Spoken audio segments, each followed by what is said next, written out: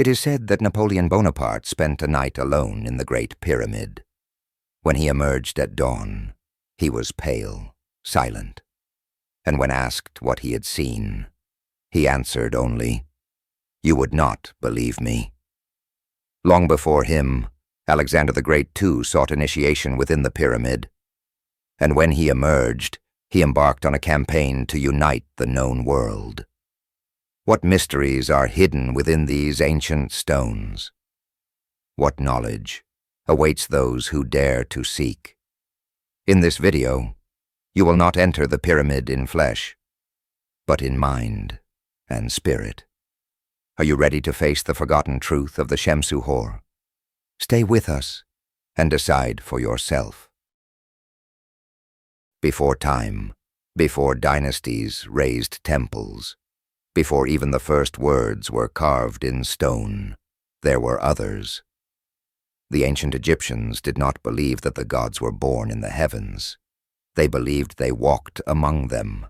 And among these gods, Horus, the solar hawk, the avenger of Osiris, was not alone.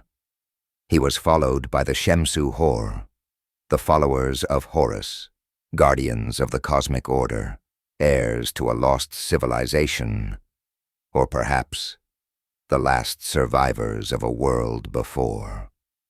Today their story mingles with the mists of time, but the ancient scrolls still whisper their name, and those who listen begin to see the hidden pieces of history. What if I told you Egyptian civilization was not the first, but the echo of something much older? What secrets lie within sacred texts that mainstream archaeology ignores? Who were the Shemsu-Hor? Today, we look beyond the veil. Before we begin this journey, if you feel called by ancient wisdom, if the stars have ever whispered to you, I invite you to stay with us, subscribe to Esoteric Philosophy, and hit the bell so that together we may remember what was lost and awaken what is within. Now, let us begin.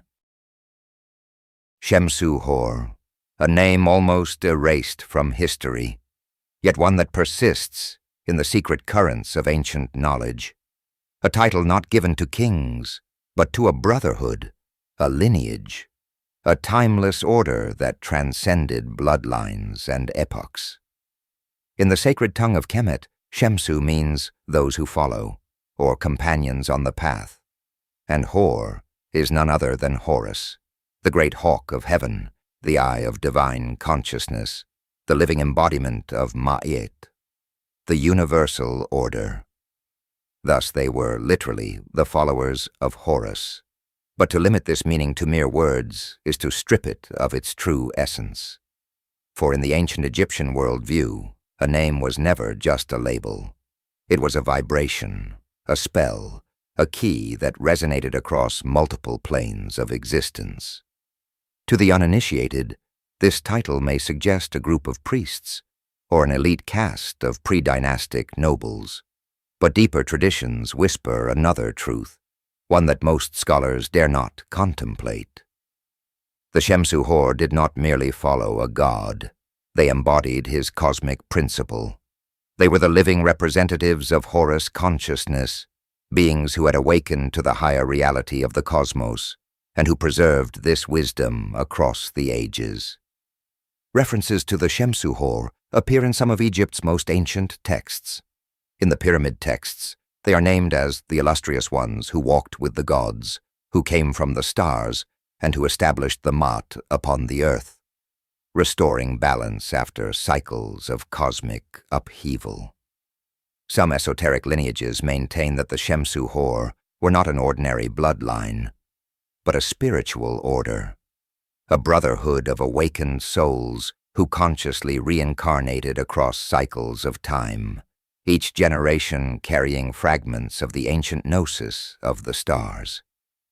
In the Palermo stone, and in the fragmented yet powerful Turin King List, the names of pre-human rulers and semi-divine beings are recorded. Among them, the Shemsu-Hor stand as a bridge between the age of the gods and the age of men. The question arises, who or what were these beings? Were they human, semi-divine, carriers of star-born consciousness, or perhaps the last survivors of a civilization long lost beneath the sands of time? In every ancient culture, there exists the tale of a race of luminous beings, guardians of sacred knowledge, who taught the arts of agriculture, astronomy, geometry, medicine, and soul-craft. The Shemsu-Hor may well have been the Egyptian expression of this universal archetype. And if so, the implications are staggering. What if our history is but the broken memory of an age of light? What if the Shemsu-Hor were the custodians of a wisdom far older than Egypt itself? Older, even, than this world as we know it? Their name may be faint, but the vibration remains. And if you feel a stirring, a recognition, it may be because their lineage has never been lost. To understand the Shemsu-Hor, one must first understand the one whom they followed, and more than followed, whom they became. Horus, son of Osiris and Isis, avenger of the divine order, the hawk of heaven. But beyond the myths, beyond the words, Horus is something more. Horus is an archetype, the ever-reborn light, the cosmic principle of balance, restoration, and ascent. The Eye of Horus, the Duat, is one of the most potent esoteric symbols of all time. Not merely a talisman of protection, but a symbol of perfect vision, of divine awakening. Within the body, it reflects the awakened pineal gland, the inner eye that sees beyond illusion. To the Shemsu-Hor, the path of Horus was not theology. It was practice, an inner science, a process of transfiguration. To walk the path of the hawk was to master the self, to awaken the inner sight, to become one with the flow of cosmic order, Maat. In the great myth, Horus battles Seth, lord of disorder, chaos, fragmentation. But this is no mere celestial war. It is the timeless struggle within every soul. Every seeker, every initiate must confront their own inner Seth, their shadows, their doubts, their fears. The triumph of Horus is the triumph of the higher self over the fragmented lower nature. Horus is also the psychopomp, the guide of souls through the Duat, the underworld. In this sense, Horus is not simply a figure of light. He is master of the threshold. To follow Horus was to undergo profound initiations, journeys of the soul beyond life and death. And here lies the deeper secret of the Shemsu-Hor. They were initiates of this ancient science of the soul. They walked the Duat while alive, not waiting for physical death to transcend. In ancient mystery schools, the pyramid chambers, the temple of Edfu, Abydos, they rehearsed the journey of light. Ultimately, Horus is not a god confined to a time or place. He is a universal archetype, the solar principle that animates the ascent of spirit everywhere. Every culture has known him, under many names: Mithras, Vishnu, Apollo, Christos, the hero who overcomes darkness. Thus to be Shemsu-Hor was to align with this universal current, to be part of the great work of restoring harmony to the world. And what if this path is still open? What if the ancient call of Horus still resonates today? Those who feel drawn to light, to truth, to wisdom beyond the veils of dogma may already be hearing the ancient call of the hawk. The path of Horus is eternal, and those who walk it are forever Shemsu-Hor. Sometimes the greatest secrets lie hidden in plain sight. Locked in a glass case, deep within the Egyptian Museum of Turin, rests a fragile, torn scroll known to few as the Turin King List. Yet within its faded lines is encoded a timeline that shatters everything we think we know about history.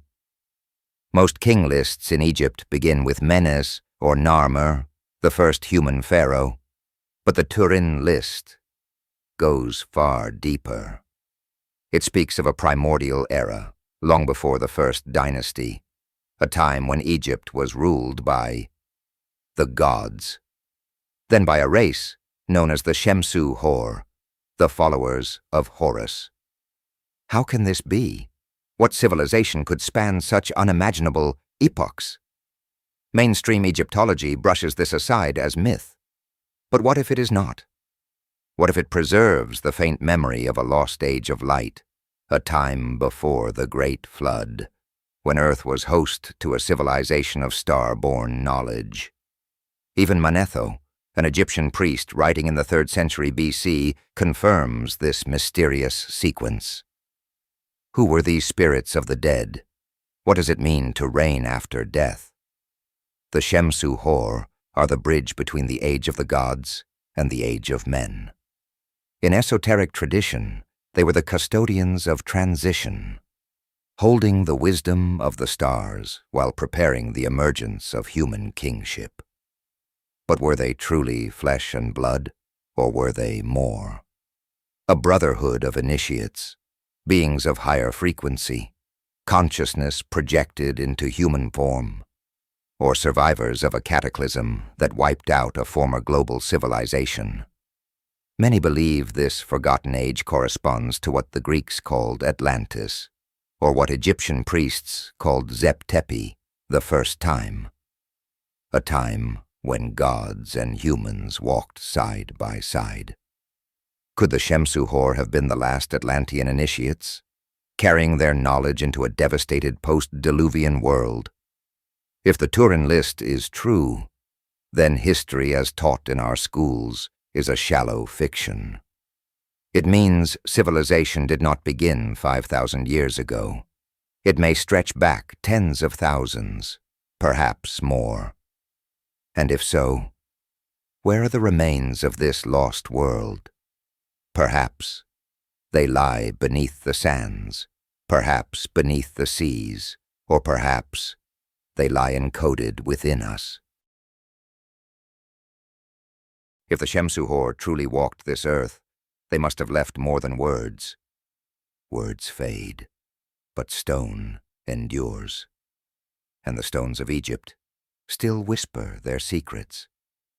The Great Pyramid, one of the most enigmatic structures on the planet, built with more than 2.3 million stones, each weighing several tons, some up to 80 tons.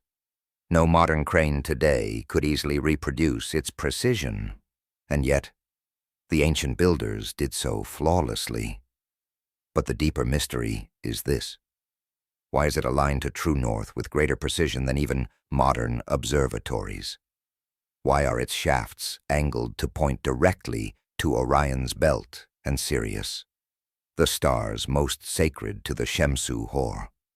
Robert Bauval showed that the 3 pyramids mirror the belt of Orion, as it appeared in the sky 10,500 BC.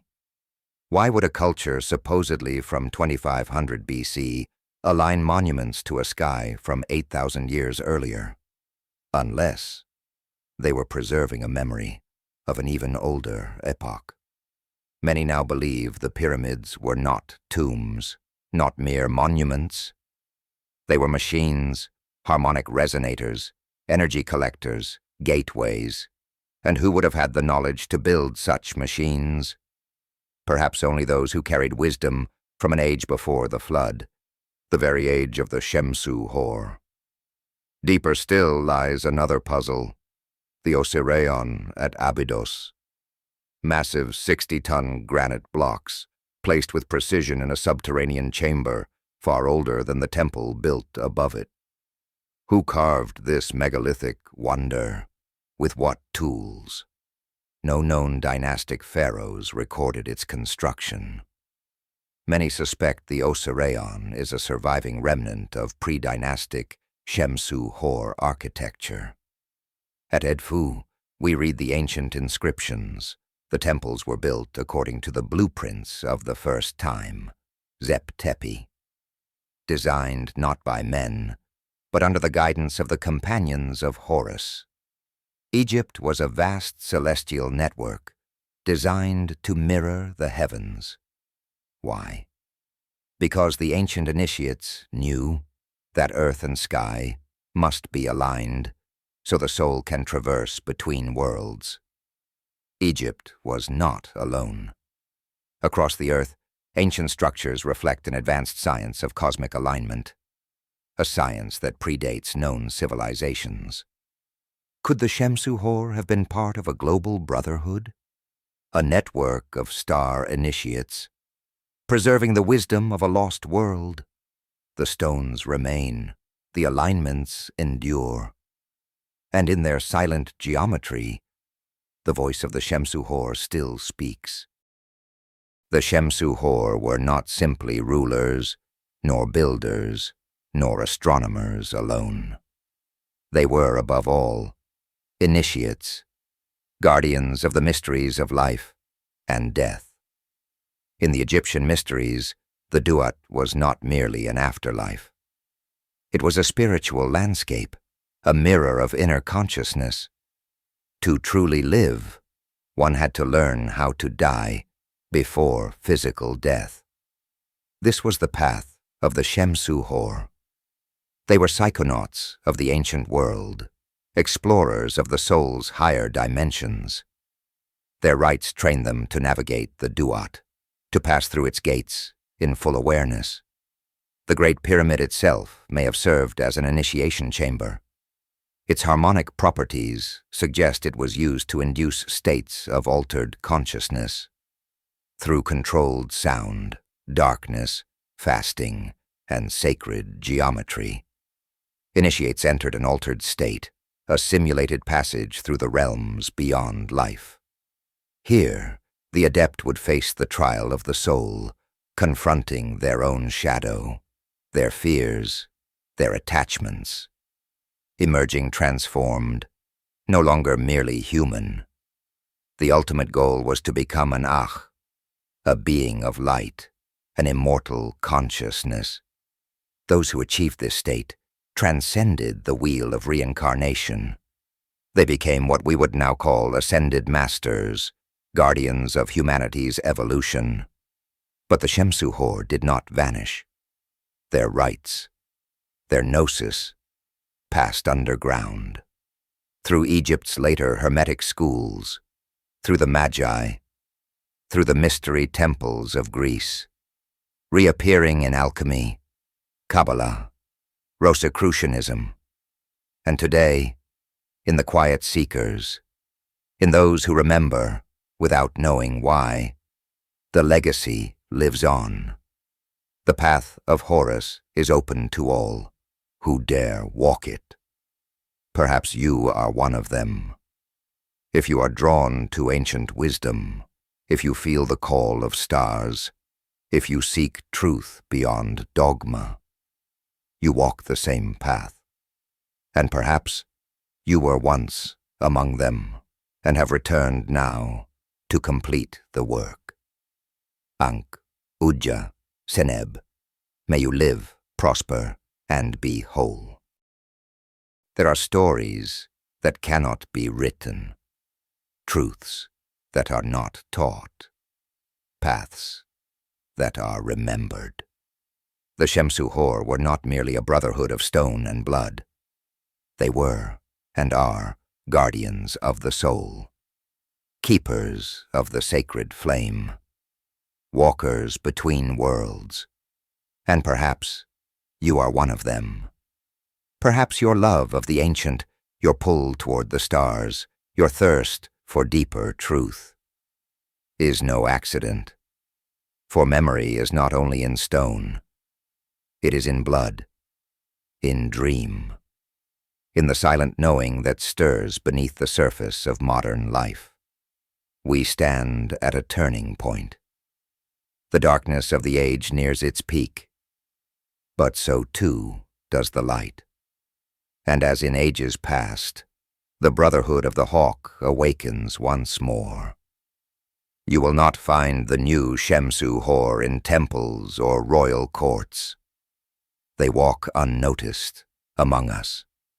Artists, mystics, scientists, dreamers, healers, builders of a new world, called by the same ancient song to restore balance, to guide the awakening of humanity. And now, the choice is yours. You can forget these words, return to sleep, or you can remember and take your place among those who walk the path of the hawk, among those who carry the ancient flame into a new dawn. They still walk among us. And now, it is your turn. If something within you began to awaken, if an ancient memory seemed to return, you are not alone.